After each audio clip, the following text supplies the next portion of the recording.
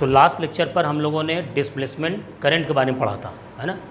Displacement current का concept आया क्यों, उसके बारे में मैंने आपको बताया था कि क्यों आया था। एक्चुअल में ये जो कॉन्सेप्ट आया ये एक लॉ की वजह से आया, है ना, कि मैक्सवेल ने एक चीज़ देखी। मैक्सवेल ने ये बात देखी, उन्होंने कहा कि एक time varying magnetic field is a source of changing electric field. यानी अगर हम मैग्नेटिक फील्ड को चेंज करें तो उसकी वजह से वहाँ पर इलेक्ट्रिक फील्ड में चेंज होगा। क्लियर।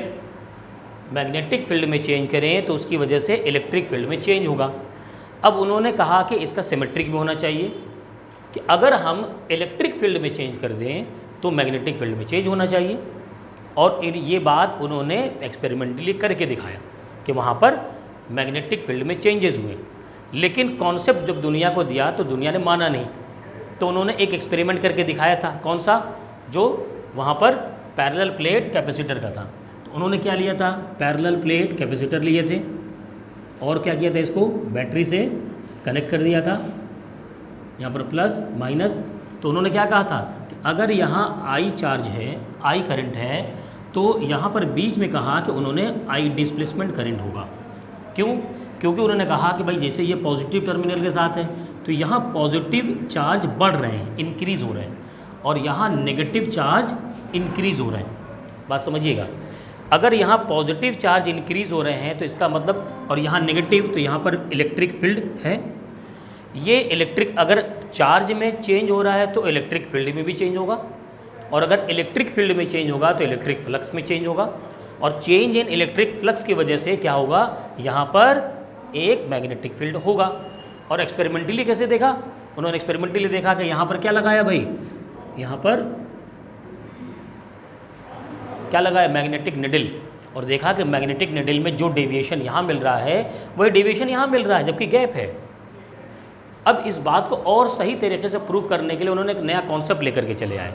क्या लेकर के आ गए? वो लेकर के आ गए डिस्प्लेसमेंट करंट। क्या लेकर के आ गए? Displacement current. अब जब उन्होंने डिस्प्लेसमेंट करंट कह दिया तो उन्होंने जो एम्पियर सर्किटल लॉ था, एम्पियर सर्किटल लॉ, उसमें चेंज करना कहा कि ये तो सही नहीं है, बल्कि इसे सही कीजिए। तो ये जो फॉर्मूला था B.dl is equal to mu naught into I, mu naught into I. तो उन्होंने कहा कि देखो यहाँ तो अगर आप लोगे तो mu naught into I C ले लोगे, conduction current, mu naught into I C conduction current. यहाँ पर क्या लोगे? तो यहाँ पर तो कोई करंट है ही नहीं। पहले यही माना जाता था कि यहाँ करंट नहीं है, लेकिन जब इन्होंने बात कही तो कहा गया आई डी लिखिए। तो यहाँ क्या लिखना चाहिए? म्यू नॉट, यहाँ mu naught into I D लिखना चाहिए। लेकिन उन्होंने इसको कंबाइन कर दिया। क्या किया? कंबाइन किया। कंबाइन गलत नहीं है, देखो कैसे। देखो जी, जो आई सी होता है, आई सी, ये क्या होता है? D Q upon D T, flow of charge per unit time. हम लोग पढ़ा हुआ है, flow of charge per unit time, जो पुराना करंट जो वायर में बहता है। इन्होंने क्या दिया? इन्होंने दिया I D is equal to epsilon naught D phi upon D T. अब यहाँ पर फ्लो ऑफ चार्ज आप नहीं कहेंगे, ये स्पेस है, स्पेस में चार्ज फ्लो नहीं कर रहा, तो फिर करंट किस बात का, जब चार्ज फ्लो नहीं हो रहा तो एक्चुअल में वहाँ पर फ्लो ऑफ चार्ज नहीं, वहाँ है change in magnetic electric field. क्या है? Change in electric field. Change in electric field की वजह से ही तो मैग्नेटिक फील्ड आ रहा है, तभी तो यहाँ पर वेरिएशन दिखा, डिफ्लेक्शन दिखा। तो ये जो आईडी है, इस आईडी को आप ये नहीं कहेंगे कि फ्लो ऑफ चार्ज नहीं, ये क्या है? Change in electric field. या इसको और अच्छा कहिए, ये कहेंगे आप change in charge on capacitor. क्यों भाई? Change in charge in capacitor की वजह से चेंज इन इलेक्ट्रिक फील्ड हुआ, और चेंज इन इलेक्ट्रिक फील्ड की वजह से चेंज इन फ्लक्स हुआ, D phi upon D T. बात समझ में आ गई? तो दोनों के डिफिनेशन में फ़र्क है। एक है flow of charge per unit time, flow of charge per unit time क्योंकि वायर में फ्लो हो रहा है, और एक स्पेस की बात है, तो स्पेस में क्या कहोगे भाई? फ्लो ऑफ चार्ज है नहीं, तो आप कहना कि चेंज इन चार्ज ऑन किस पर? कैपेसिटर, क्योंकि कैपेसिटर पे चार्ज के चेंज होने की वजह से इलेक्ट्रिक फील्ड में चेंज हुआ, और इलेक्ट्रिक फील्ड में चेंज होने की वजह से क्या हुआ? इलेक्ट्रिक फ्लक्स में चेंज हुआ। इलेक्ट्रिक फ्लक्स में चेंज होने की वजह से वहाँ पर क्या हो गया? मैग्नेटिक फील्ड में चेंज हुआ। क्लियर? अब जब ये बात उन्होंने प्रूफ कर दी, ये बात उन्होंने प्रूफ कर दी, तो अब उनके दिमाग में एक बात आई, तब उनके दिमाग में आया कि एक इलेक्ट्रोमैग्नेटिक वेव भी होगी, इन दोनों को कंबाइन करके, तब उन्होंने ये डेफिनेशन दी इसकी। किसकी? Electromagnetic wave. An electromagnetic wave is a wave radiated by an accelerated charge and which propagates through space as coupled, यानी इलेक्ट्रिक और magnetic field oscillating perpendicular to each other and to the direction of propagation of the wave. ये बहुत confusion है, ये आखिरी के 3 line. उन्होंने कहा कि इलेक्ट्रिक फील्ड और मैग्नेटिक फील्ड का कपल्ड है और म्यूचुअल है। इलेक्ट्रिक फील्ड में चेंज तो मैग्नेटिक में चेंज, मैग्नेटिक में चेंज तो इलेक्ट्रिक में चेंज। ये बात तो साबित हो गई ना। मैक्सवेल ने यही कहा। क्या कहा? इलेक्ट्रिक फील्ड में चेंज है तो मैग्नेटिक फील्ड में चेंज है, मैग्नेटिक फील्ड में चेंज करोगे तो इलेक्ट्रिक फील्ड में चेंज होगा। फिर उन्होंने कहा कि ये कपल करके चल रहे हैं और ये एक वेव बना रहे हैं। अब वेव का डायरेक्शन क्या कहा समझो। वेव का डायरेक्शन ये रहा। अब बड़ा खतरनाक लग रहा कि सर ये क्या तो कौन सा डायरेक्शन हो सकता है। देखो समझो, वेव का डायरेक्शन है परपेंडिकुलर। जो मैग्नेटिक वेव है, मैं मुझे देखो, मैं हूँ इलेक्ट्रोमैग्नेटिक वेव, ये मेरा है। मैं क्या हूँ? इलेक्ट्रोमैग्नेटिक वेव, और ये मेरे चलने का डायरेक्शन है। मैं किस डायरेक्शन में जा रहा हूँ? एक्स में। क्लियर? तो इलेक्ट्रोमैग्नेटिक वेव एक्स में मूव कर रही है। अब उसके बाद देखिए वाई में कौन ऑक्सीलेट कर रहा है? Electric field. ये मेरा हाथ इलेक्ट्रिक फील्ड है। क्या है? ये रहा वाई इलेक्ट्रिक फील्ड, ये रहा एक्स इलेक्ट्रोमैग्नेटिक वेव से ट्रेवल कर रही, और जेड में कौन है? Magnetic field. ये रहा मैग्नेटिक फील्ड। ये इस तरीके से ऑक्सीलेट कर रहा है, ये इस तरह से ऑक्सीलेट कर रहा है, और ये चल रहा है ऐसे। क्लियर बात समझ में आ गई? ये है इसका डायरेक्शन। समझ गए? ताली ना बजाओ, सीखो पहले। समझ गए? इलेक्ट्रोमैग्नेटिक वेव ऐसे जा रही है और ये दोनों क्या कर रहे हैं? ऑक्सीलेट कर रहे हैं। हाँ, ये दोनों ऑक्सीलेट कर रहे हैं। क्लियर बात समझ में आ गई? इसीलिए इसको दिखाया गया है। देखो ये एक्स डायरेक्शन दिखाया गया और एक इस तरीके से वाई दिखाया गया, एक इस तरीके से जेड में दिखाया गया है। अब चूंकि 2D है इसलिए ऐसे दिखाते हैं। समझ गए? इसीलिए अब देखो इसमें क्या होगा, एक उधर चला गया, एक नीचे चला गया। मतलब वेव है ना, वेव तो ऊपर नीचे बदल रही ना। बस ऐसे समझो, एकदम सिंपल सा। सेम ऐसे ही है कि इलेक्ट्रोमैग्नेटिक वेव एक्स में जा रहा, ये चला जा रहा है इलेक्ट्रोमैग्नेटिक वेव, और ये जेड में मैग्नेटिक फील्ड, और ये वाई में इलेक्ट्रिक फील्ड। ये ऑक्सीलेट करते चल रहे हैं और चल रहा है। ये देखो, इसको मज़ा आ रहा है ना। चलो खैर, समझ में आ गया। अच्छा, मैं थोड़ा सा बताना इसमें भूल गया कि सर कंबाइंड कैसे होगा। कंबाइंड कैसे होगा? देखो समझो, जब आप इस फॉर्मूले को ना यहाँ लगाओगे आईसी पर, तो क्या आईसी पर आईडी होगा? आईसी पे तो आईडी 0 होगा ना। तो यहाँ 0 रखोगे, ये टर्म, ये आईडी तो है, ये आईडी है भाई, भूल मत जाना। आईडी की वैल्यू ये तो बताया था पिछले बार। तो आईडी 0 हो जाएगा तो क्या फॉर्मूला आ जाएगा? B0 into DL is equal to B0 into IC। और अगर यहाँ लगाओगे तो IC 0 हो जाएगा, वायर तो है नहीं। तो क्या हो जाएगा? B0 into DL is equal to B0 into ID, या IT की जगह एप्सिलॉन नॉट d∅/dt।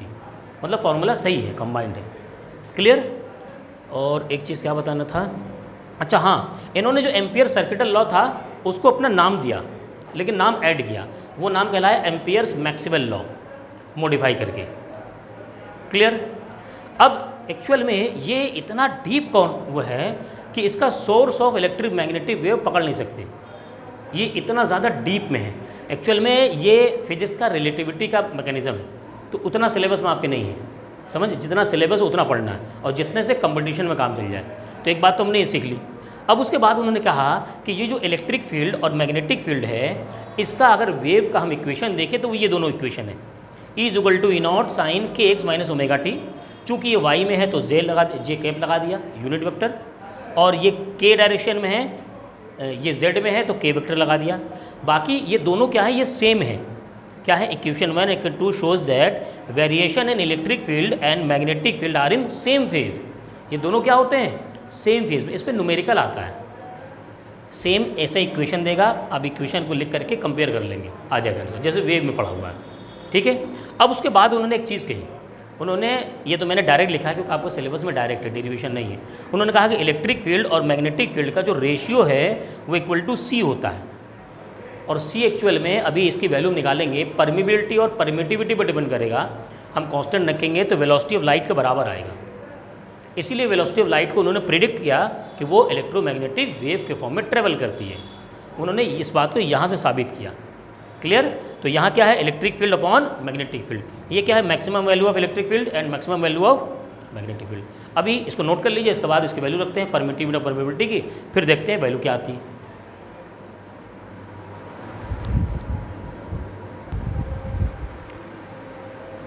अभी मैंने आपको बताया कि मैक्सवेल ने इलेक्ट्रिक फील्ड की वैल्यू और मैग्नेटिक फील्ड बी की वैल्यू, जो इसका रेशियो था E/B = C फाइंड किया, और C उन्होंने बताया कि ये परमिबिलिटी ऑफ स्पेस और परमिटिविटी ऑफ फ्रीज पर डिपेंड करता है। यानी C की वैल्यू होती है 1/√μ0 × ε0। अब इसका डेरिवेशन कहाँ से आएगा ये आपका सिलेबस में नहीं है और पढ़ने की ज़रूरत भी नहीं है ना। ये पूरा एक क्लासिक मैकेनिक्स से पूरा है ना, क्लासिक मैकेनिक्स है, सॉरी, थ्योरी ऑफ रिलेटिविटी से जुड़ा हुआ बहुत डीप की नॉलेज है। ये आपके NCERT के बुक में भी नहीं है, उन्होंने मना कर दिया एकदम पूरा। अब हमें क्या फाइंड करना है कि यहाँ पर अगर हम इन दोनों कांस्टेंट की वैल्यू को रखें तो C की वैल्यू आती है 3 × 10⁸ मीटर/सेकेंड, जो कि स्पीड ऑफ लाइट के इक्वल होती है वैक्यूम में। यहाँ से इन्होंने सही मायने में पूरी तरीके से स्पीड ऑफ लाइट को फाइंड किया।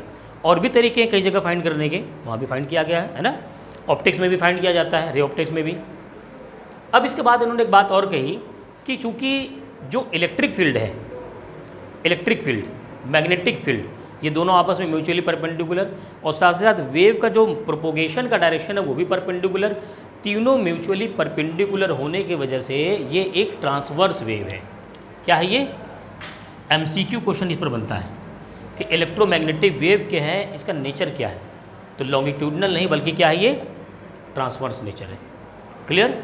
ये छोटे छोटे पॉइंट्स हैं जो हमें याद रखने हमेशा, कि ये एक ट्रांसवर्स वेव का नेचर शो करता है। अब एक न्यूमेरिकल करते हैं, आइए। कह रहा है a plane electromagnetic wave of frequency 25 megahertz travels in free space, free space में ट्रैवल कर रही अलॉन्ग x डायरेक्शन, यानी देखा जाए तो इलेक्ट्रोमैग्नेटिक वेव इस डायरेक्शन में ट्रैवल कर रही at a particular point. Particular point का मतलब भाई जैसे ये रहा y और ये रहा z, तो ये ऐसे ट्रैवल कर रही किसी एक पॉइंट पर, मान लीजिए यहाँ पॉइंट है, किसी एक पॉइंट पर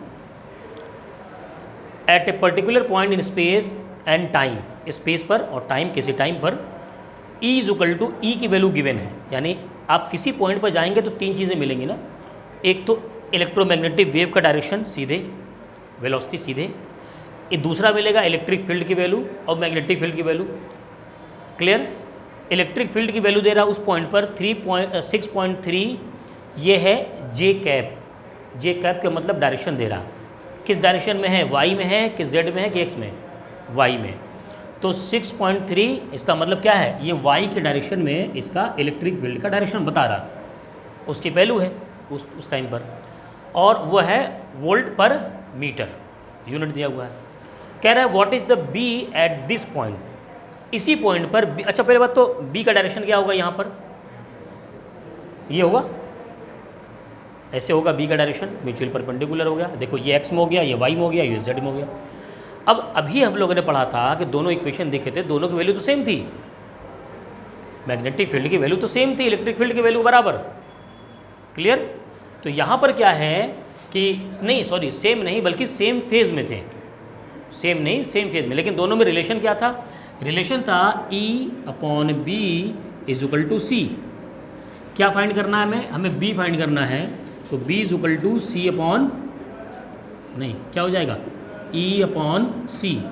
E की वैल्यू है 6.3 और ये होगा 3 × 10⁸ मीटर/सेकेंड, वोल्ट/मीटर। सॉल्व करते हैं यहाँ पर, देखो यहाँ से सॉल्व करेंगे तो 3 से कट कर देंगे 2 और ये 1 टाइम जाएगा, तो 2.1 × 10⁻⁸ ये आ रहा 2.18 है। ठीक है, यहाँ से ये होगा टेस्ला। अब अभी बात पूरी बनी नहीं है, इसका डायरेक्शन क्या लिखेंगे, उसने डायरेक्शन दिया हुआ है k कैप, आप यहाँ पर सीधे लिख देंगे आगे k कैप। अच्छा इसको ना क्रॉस प्रोडक्ट से भी कर सकते हैं, क्रॉस प्रोडक्ट से। एक बात बताओ, ये इसका ट्रैवल का डायरेक्शन क्या है इलेक्ट्रोमैग्नेटिक वेव के, x मतलब i कैप क्रॉस प्रोडक्ट, ठीक। उसके बाद E का क्या है,